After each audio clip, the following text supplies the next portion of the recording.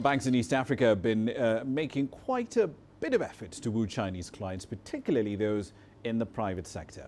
CGTN's Maria Galang spoke to one of Standard Bank's lead experts on Chinese investment in Africa, Jeremy Stevens, on the sidelines of that forum about the importance of China's private sector investment across the continent.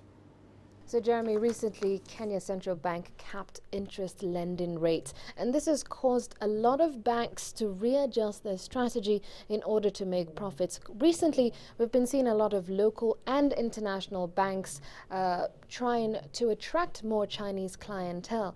Do you see this as a trend that's likely to continue?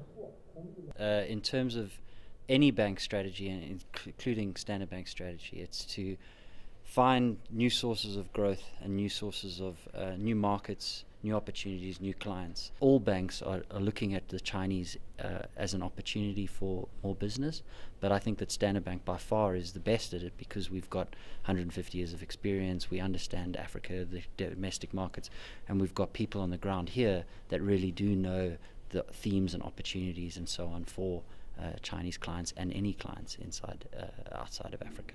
And just how important is this Chinese private investment for East Africa, especially when it comes to growth of GDP? I would say that, just because of the size and scale of the state-led initiatives, if you look at an aggregate, obviously those size deals dwarf the private sector engagement. But in terms of job creation, that's being led by Huawei, ZTE, both private sector companies, and more we're going to see that. And that's consistent in Africa and consistent with China's outbound investment globally. Now, finally, there's been a lot of criticism and doubt about the state of China's economy and how it's going to have a trickle effect for us here on the continent. How wary should we be?